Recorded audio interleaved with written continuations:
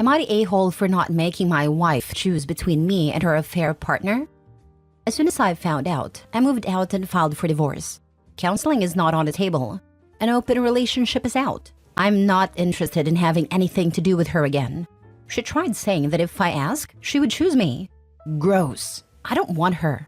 Some of our friends think I should have fought for our marriage, so I offered to sleep with them or their wives to see how they feel about the situation then. No one has taken me up on my kind and Christian offer. I'm paying my half of the lease on the apartment. There are 4 months left. In the meantime, I'm going to work and spending my time off at all-inclusive resorts. It's cheaper than getting an apartment for myself. Am I the a-hole for not trying to save our marriage? Now for the top comments. She tried saying that if I ask, she would choose me. You did ask her at your wedding. Wild of her to say that. Not the a-hole. She didn't stay true to her vows. Why should he stay true to his? Since the marriage vow has already been broken, he is free to divorce her. She said she would choose him, but didn't choose him when she was sleeping with the other guy. What right does she have to choose him now? Even Jesus said you can divorce a cheating spouse. Not the a-hole. If she was going to choose you, she shouldn't have had an affair in the first place. I like her response to the friends too. Right, like how could they deny such a kind and Christian offer like that? Lol. At least the friends would know who their partners would be sleeping with. Definitely not the a-hole. Not the a-hole. You pleading and begging, please stop cheating on me. Please, please, choose me, is emasculatingly humiliating. Not to mention, she already chose, and chose this other person. You made a correct move. She would have chosen you to be her doormat, as she continued to cheat whenever the heck she felt like it. You can sleep well tonight knowing that you improved your life, and the best is yet to come. You'll eventually meet someone who deserves you. I'm glad to see someone with some damn self-respect. The pick-me game is pathetic. So many of those posts. It makes me sick. Next story. Am I the a-hole for letting my ex-girlfriend have gonorrhea for a year? About 18 months ago, I, 31 male at a time, began dating a woman, Beth, 24 at a time. Beth and I had a lot in common, and we met fairly often. I've always taken my sexual health very seriously, and early in our relationship, I demanded we have full STI panels done. Beth was fully on board with this, and we went and got tested together. We were able to show clean tests to each other, and since Beth was on the pill, our intercourse was all done and protected. About 5 months into our relationship, Beth went on a 3-week vacation in France. She came home talking about how she had had a wonderful time, showing me pictures and stories. On our first night back, having had 3 weeks without sex, we naturally had it a few times. 2 days after that, I had extreme pain during urination and discharge from my member. I honestly had no idea what was going on, so I went to a urologist who immediately told me that I must have a bacterial infection. He asked if I had been exposed to any STIs, to which I responded no, I hadn't. He then said for precautionary measures, he'd give me preemptive treatment for bacterial STIs while waiting for my lab results.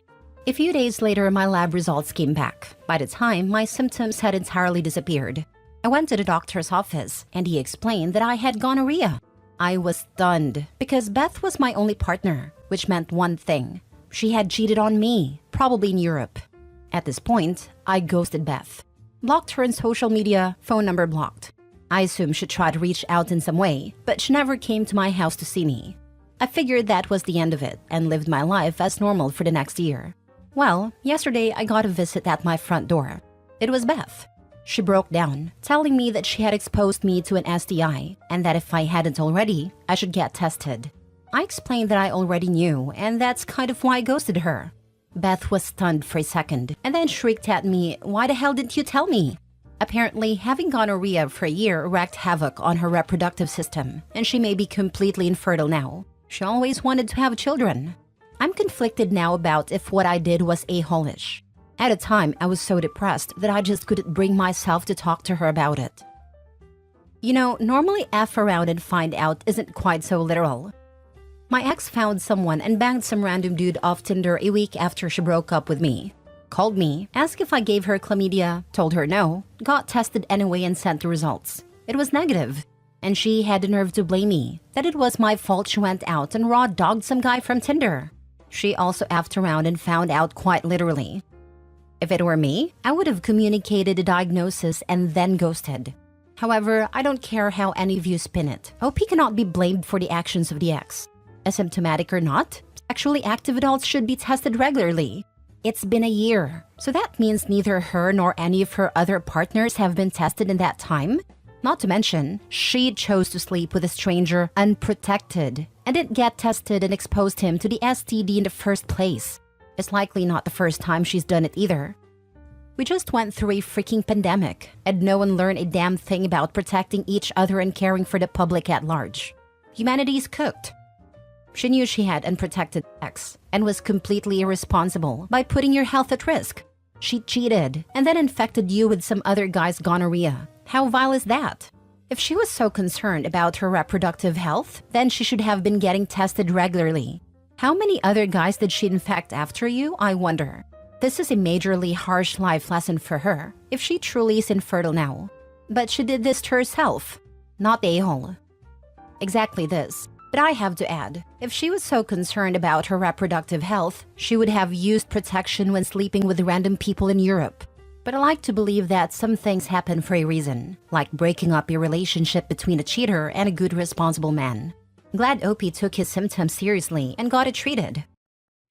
Next story. Am I the a-hole for accidentally raising my voice at my wife and throwing away her dishes and clothes because she won't wash them, just buy new ones? I, 28 male, have been married to my wife, female 30, for 2 years now, together for 5. We were going to start trying for a baby, but that got put on hold and might not happen anymore. My wife and I both work, and we make about the same amount and work about the same amount of hours. My wife and I originally had a chore system set up, where we just rock, paper, scissor the calendar for our days off. We got a pretty fair cut, I want to say, but she did get more dishes days. I got more, if not all, the laundry. My wife hates washing dishes. She hates it with such a passion that she sometimes just shuts down and cries when she sees them in the sink. Before, when I caught her crying, I immediately went to help her, switch chores for the day, calm her down, and then it was fine. But because I was doing this, I noticed that she was crying on purpose, so I washed the dishes. I knew she was faking it, because the second I took over, her tears stopped, and she'd go do something fun that she liked without a care in the world, laughing and smiling. No wind down like before. Because of this, we changed our dishes to whoever makes the dish washes it, like children with the exception of cooking. Whoever cooked doesn't have to wash the pots and pans because they put all the work in for dinner. This was also her suggestion, which I was more than okay with. This was working out for a little while, until I noticed that my wife made a lot more dishes than me and just didn't want to wash them. I asked her when she planned on washing dishes after I made dinner at her request, and she blew up on me, telling me to quite literally F off. I did as she said, but left the dishes. The next day, she asked me why the dishes weren't done, and I told her because she didn't do them. This started a fight, and I washed them, but I wasn't happy. I do most if not all of the laundry because she just won't anymore, and I refuse to wear dirty clothes. The only thing she has to do with the laundry is put it in the basket. That's it. We have a basket for darks, colors, and whites. She insists on her own basket for underwear and whatnot, so that's its own thing and I hand wash it. She's been not putting her clothes in the basket. At first, I picked up all of her clothes and washed them because it was no big deal. But when I watched her take her clothes off and just leave them on the floor because I always pick it up, I chose to leave her clothes there. She asked me why her clothes weren't done. I said because she didn't put them away and she blew up on me. Same story. Recently, this all came to a head with all the fighting. My wife has been getting lazier and lazier to push back because of our fights. And at first, I was doing all of her chores on top of working. But I had a little moment of, why am I even doing this? And just stopped. The dishes piled, her clothes were dirty, crumbs were everywhere on her days. On my days, everything was spick and span. She decided that she's going to just start buying more dishes and clothes to combat not doing her part. I cannot tell you how frustrated this made me. She was buying plastic spoons and forks, paper plates, Walmart t-shirts, and whatever other cheap alternative to the nice ones she has at home. I just decided to start tossing them.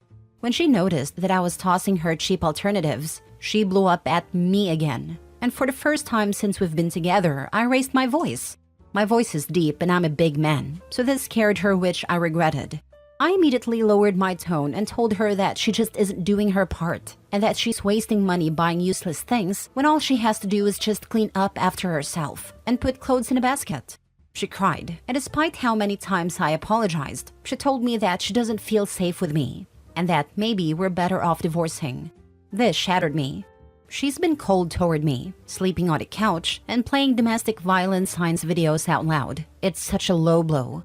The videos usually talk about yelling, throwing away items, control, emotional abuse, and signs that they're going to get physical.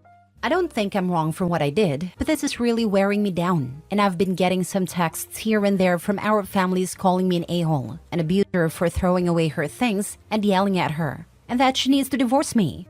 The yelling was an accident. No one has wanted to hear what fully happened, and it's making me feel alone and a bit crazy. My friends are either staying out of it or are on her side if they're women. I've been losing friends. I feel like an a-hole now. Am I the a-hole? All I wanted was for her to clean up after herself. I'd never hurt her, and I've never yelled at her before, which I do regret. I didn't mean to scare her. I was just beyond frustrated because this has been building for months. I get that it was probably immature to throw away the disposables and that I should have just cleaned up after her, but I was just frustrated. Now for the top comments. It's not too soon to admit that she's not the best partner for you. If what you write is completely accurate, then it's you who is in an abusive relationship and should exit. OP didn't ask for this advice, but I think he needs it. Please, please do not get this woman pregnant. Get out and buy what you need and use them to make sure this doesn't happen. Do not rely on her to manage birth control. Stop having sex with this woman immediately. Move out and move on. I'm honestly a little frustrated with the OP that he doesn't done this already. Crazy train. This, OP, if you think she will ever get up from a sound sleep at 2 a.m. with a baby cries, you are sorely mistaken. You and you alone will have sleepless nights for the next 1 to 3 years plus. If you get her pregnant, run while you can. Lord, just divorce her. She sounds like a 12-year-old. Now she's playing domestic violence victim because you yelled once? Get out of there and find an adult to share your life with. Seriously, she seems manipulative, unstable, dishonest, and just gross. I do not understand why OP would stay. Not a-hole. Last story. Am I the a-hole for letting my ex's mom into my book club and making his fiancé feel dumb? I, 28 female, dated Jim, 29 male, fake name, when I was 24. We separated when I was 25, and I haven't talked to him much after that. But I still sometimes speak to his parents, especially his mom, whom I have even introduced my father-in-law to as they both love gardening. Now, I've been running a small book club for my uni days, with just a couple of lovely women, and we gather in my home library and talk about books in witchy or historical fiction. We also talk about gardening and old folk tales, and I just consider it a very fulfilling hobby. Jim's mom, let's call her Amy, asked me last month if she could join my book club, as my father-in-law had mentioned it to her when they were chatting at the nursery. She thought it sounded great, and I said yes, and I didn't think Jim would mind. Also, it wasn't his business. Amy then joined one session and gushed about it to her husband, who mentioned it to Jim. Now, the problem started there. I later learned that Jim's parents are not fond of his fiancée Beatrice, 30 female. Jim's dad thinks Beatrice has nothing in common with her family. The three of them are huge readers, and thinks that Beatrice is shallow, as she works with makeup and clothes. She's a boutique buyer. Plus, the reason I interacted less with Jim and his parents following our breakup is that Jim dumped me for Beatrice. And even though I'm married and they are somewhat friends with my father-in-law, Jim's parents think Beatrice is not right for their intellectual son. Apparently, at some family dinner, Jim's parents kept on speaking over Beatrice and mentioning how well I had been doing. And Amy had been talking about what books the book club had recommended. And I guess Jim's dad had made a comment on how he wished he had a daughter to talk about books to, and that had hurt Beatrice. Jim later called me and told me about all of this, and that me letting his mom in my club has only given his parents more ammo to hurt Beatrice. I apologized, as I knew none of this. I later asked Amy to not talk about anything book club related outside. I made up a lie about how we pretended to be a coven and can't discuss these things with the outside world, even though it felt awkward and childish. I thought that would be it. Except, Beatrice and one of her friends have made scathing posts on Facebook and Instagram, and even tagged my father-in-law in one of them, and how snobbish and mean-minded bookish women try to take other women's men because they can only read and act smart. Jim then again called me and said that Jim's mom had started a huge fight over it, and she had taken back the jewelry she had given to Beatrice for the wedding. I was a bit shocked, as I rarely spoke to Jim after our breakup, and only interacted with his parents when I ran into them as we live in a small town. But he sounded and acted like I was the reason his family was going through a spat. My husband and father-in-law are saying that Beatrice was lucky that I didn't think of retaliating, and that I was not in the wrong. But I am starting to feel guilty, and I need a second opinion. Am I the a-hole? Edit. Many people are asking, so yes, Jim did sort of cheat on me with Beatrice. He admitted to having an emotional affair with Beatrice and dumped me. I later heard that his parents did not take it well. Not a-hole. Jim's parents have been a-holes and Beatrice's reaction is pathetic, but none of this is because of you. Just stay completely out of it and tell Jim to deal with his parents in a relationship without involving you. This comment right here. Be a man and deal with your situation, but calling me to complain isn't going to change anything. Not a-hole. Stay out of their drama. Not your circus, not your monkeys. You can be friends with his mother. It sounds like she enjoys you and your book club. Jim is projecting his issues with Beatrice onto you. It has nothing to do with you. She made an immature attack-filled post against his own mother's interests, tagged her future father-in-law, and created her own drama. Her actions caused mother-in-law to take her jewelry back, and good for her. Why give jewelry and your blessing to a petty witch who likes to manufacture drama and force people into it? I would block Jim. He can have his prize Beatrice, and you can continue to have a relationship with his mom who values and appreciates you. Yeah, she could have gushed about you last to spare Beatrice, but Beatrice's behavior caused this whole situation. And Jim defending her and blaming you shows they're meant for each other. Perpetual victims shifting blame to others, instead of owning their own feelings and behaviors. I would consider that relationship lucky. You got the best part of it, mother-in-law's friendship. Not a-hole, block Jim. Let Beatrice alienate herself from her future in-laws with her own actions. Seems she wants the drama, posting her rants publicly and tagging people. Ridiculous.